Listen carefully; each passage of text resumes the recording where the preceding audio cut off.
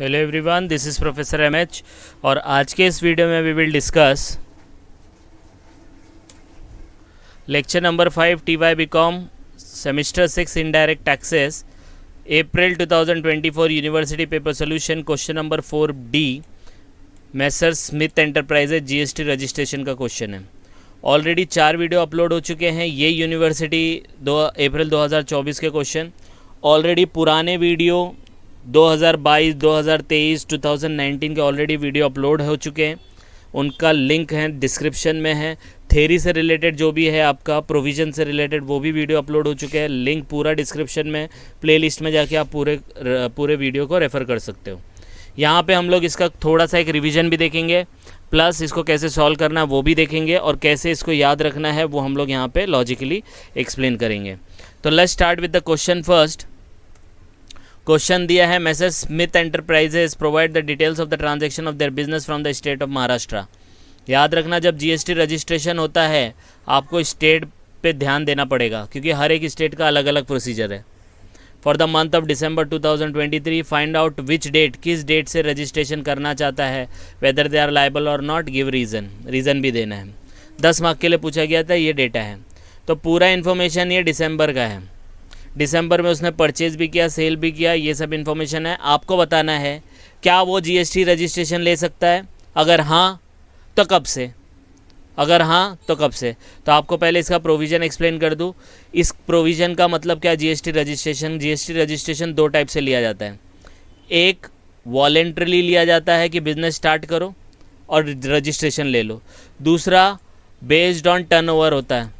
आप वेट करते हो कि हमारा सेल पूरे साल भर में इतना क्रॉस होना चाहिए तो जीएसटी रजिस्ट्रेशन लेंगे, अदरवाइज लेने की ज़रूरत नहीं है। तो यहाँ पे वॉलेंट्री तो है ही नहीं, वॉलेंट्री रहेगा तो क्वेश्चन आएगा ही नहीं, रजिस्ट्रेशन ले लिया।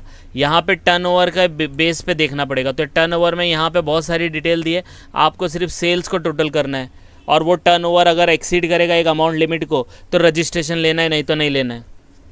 ठीक है, तो ये तो सिंपल इसका प्रोविज़न हो गया। अब ये जो टर्नओवर आप लोग सुन रहे हो, ये टर्नओवर का मतलब क्या है और इसका कितना कितना लिमिट है। तो स्टेट वाइज हर एक स्टेट में अलग अलग टर्नओवर लिमिट है। क्या है देखते हैं।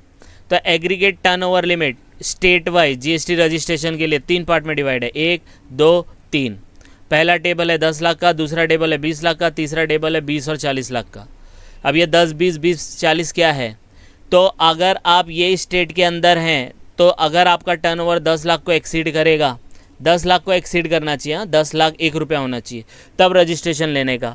अगर आप ये स्टेट में आते हो तो आपका टर्नओवर 20 लाख को एक्सीड करेगा तब ये लेने का।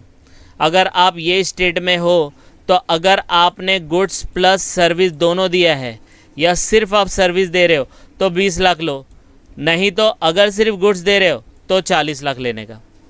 ठीक है, ये तो ईजी है। यहाँ पे दोनों है, गुड्स प्लस सर्विस दोनों। यहाँ पे भी गुड्स प्लस सर्विस दोनों, गुड्स भी हो सकता है सर्विस भी हो सकता है, दोनों भी हो सकता है, गुड्स भी हो सकता है सर्विस भी होता है, दोनों हो सकता है। यहाँ पे गुड्स प्लस सर्विस या सर्विस रहेगा तो 20 लाख और सिर्फ गुड्स रहेगा तो 40 लाख। अब ये स्टेट याद रखना है। तो अपना कौन सा स्टेट है यहाँ पे, महाराष्ट्र का है। तो महाराष्ट्र कहाँ आता है देखते हैं। तो ये देखो यहाँ पे लिखा है मणिपुर, मिजोरम, त्रिपुरा, नागालैंड। तो इसको कैसे याद रखने का, MMTN।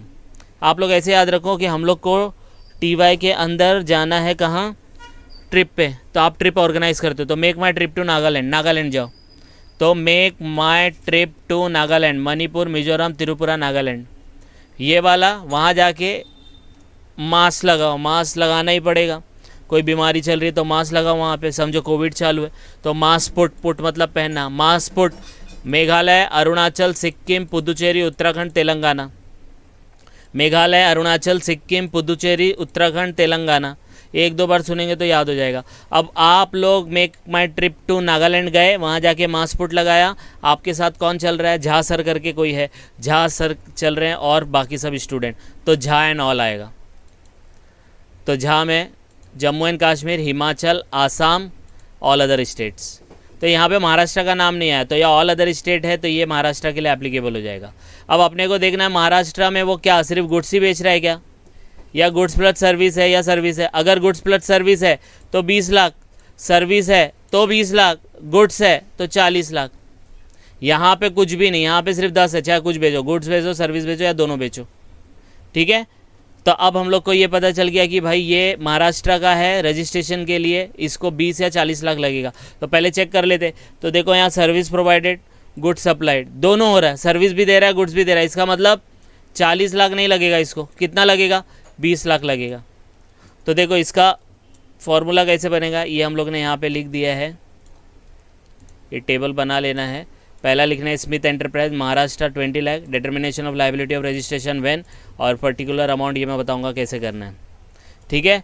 तो ये सब चीज़ें हैं। अब इतना तो समझ में आया। अब अपने को चेक करना है क्या, टर्नओवर चेक करना है। टर्नओवर मतलब सेल। तो यहाँ पे देखो 5/12 से लेके इतनी सारी डेट दी है, इसमें सेल्स कौन सा है वही लेने का, ठीक है। तो इसके लिए क्या करने का, इधर देखो एग्रीगेट टर्नओवर में जितने भी टैक्सेबल सप्लाईज है सब लेने का, एग्जाम सप्लाई है सब लेने का, गुड्स और सर्विस तो कुछ भी हो, एक्सपोर्ट किया, इंटर स्टेट किया, सब लेने का। क्या नहीं लेने का, जीएसटी नहीं लेने का, सेस नहीं लेने का, value of inward supply on tax payable reverse charge नहीं लेने का, ठीक है। तो ये याद रखना है, मतलब कोई भी सेल हो ले लेने का, वैल्यू इनवर्ट नहीं लेने का, जीएसटी नहीं लेने का, सेस नहीं लेने का। अब चेक करो अपने पास क्या है। पहला service provided, service provided is nothing but sale, तो ये लेंगे। तो इसको मैं रेड से कर देता हूँ कि भाई इसको लेना है। फिर गुड्स सप्लाई टू नासिक, ये भी आएगा। गुड्स परचेज, परचेज नहीं आएगा क्योंकि हमारी बात कहाँ हो रही है, सिर्फ सेल्स की हो रही है, तो परचेज नहीं लेने का, छोड़ दो। Exam supply to Jaipur, exam to taxable और सब लेने का। देखो यहाँ पे सप्लाईज बोला, सप्लाईज मतलब सेल हुआ है, तो ये वाला भी आएगा। फिर inward supply on which tax is payable under reverse charge mechanism, यहाँ क्लियरली बोला है value of inward supply on which tax payable on reverse charge लेना ही नहीं है, तो इसको भी नहीं लेंगे। Taxable goods supply, taxable goods आ गया तो ये भी आएगा, ठीक है। फिर supply of goods to Lucknow, exempt है, एग्जाम्प्ट तो आता ही है, तो एग्जाम्प्ट भी आएगा। सर्विस अवेल्ड, अवेल्ड मतलब लेना, लेना मतलब परचेज, परचेज नहीं आता है। Supply of service to Kudal Maharashtra, ये भी आ जाएगा। तो जितना रेड है वही आ जाएगा। लेकिन इसको सॉल्व कैसे करना है, इसको सॉल्व कैसे करना है, सॉल्व कैसे करना है, पूरा का पूरा टेबल आपको यहाँ पे कॉपी करना है। तो ये पूरे टेबल में कितने कॉलम है, 3 है। देखो 3 कॉलम यहाँ पे लिख दिया, एग्जैक्टली सेम लिखने का।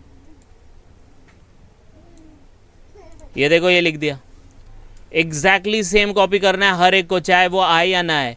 अब जो चीज़ नहीं आ रही है, कौन कौन सी नहीं आ रही है, एक 10 तारीख वाली नहीं आ रही है, देखो बराबर है, 10 तारीख वाली नहीं आ रही है तो इसको 0 कर दो। फिर कौन सा नहीं आ रहा है, 18 तारीख वाला नहीं आ रहा है, तो 18 तारीख वाले को 0 कर दो। फिर और क्या नहीं आ रहा है, 28/12 वाला नहीं आ रहा है, तो 28/12 वाले को 0 कर दो। बाकी वाला तो है ना, तो बाकी वाले का अमाउंट लिख दो। ये देखो लिख दिया। तो 5 लाख, 2.5 लाख, 8,80,000, 5, 2.5, 8,80,000। फिर ये देखो 1,20,000, 1 लाख, 5.5 लाख आ गया। तो अपने को तो 20 लाख देखना है ना, 20 लाख क्रॉस कर रहा है कि नहीं कर रहा है। तो ये तो इनका पर डे का है, तो अब टोटल करेंगे। तो टोटल हम लोग किस तरीके से करते हैं, क्यूमुलेटिव करने का। कैसे करने का, क्यूमुलेटिव। क्यूमुलेटिव मतलब पहला अमाउंट एज इट इज़ लिखने का। देखो लिख दिया। तो 5 लाख 5 लाख है, फिर ये 5 लाख को 2.5 लाख में ऐड करने का और यहाँ लिखने का 7.5 लाख। फिर देखो 7.5 लाख में 0 ऐड करने का, तो कितना आएगा, 7.5 ही आएगा। फिर 8.5 ऐड करने का, सॉरी 8,80,000, 16,30,000। फिर 0 ऐड हो जाएगा, 16,30,000। फिर एक 20 ऐड होएगा, 17,50। फिर एक ऐड होएगा, 18,50। फिर ऐड होएगा 0, 18,50 ही आएगा। फिर 5.5 ऐड होएगा, 24 लाख। अपना टर्नओवर कितना होना चाहिए, 20 लाख होना चाहिए। कितना हो रहा है, 24 लाख। तो इसको हाईलाइट कर देने का, ये देखो। और नीचे जाके क्या लिखने का, एक लाइन लिखने का। यहाँ पे लिखा नहीं है, मैं लिख देता हूँ क्योंकि वो रजिस्ट्रेशन के लिए लायबल है। यहाँ पे लिखने का he is liable for registration from 30/12/2023 because his turnover is exceeding rupees 20 lakhs in 30/12/2023। बस एक लाइन यही लिखना है, दैट्स इट। आई बात समझ में, यस और नो। ये देखो आपका हो गया। तो ये 10 मार्क के लिए क्वेश्चन आया था, इस तरीके से इसको सॉल्व करना है एकदम सिंपल। हम लोग ने ट्राई किया है कि पूरा एक्सप्लेनेशन भी दे दे, तो आपका पूरा कॉन्सेप्ट भी क्लियर हो जाएगा। ठीक है, तो आप इसको गो थ्रू करो। कुछ डाउट आता है तो कमेंट करके बता सकते हैं। And please like and subscribe for more videos. Thank you.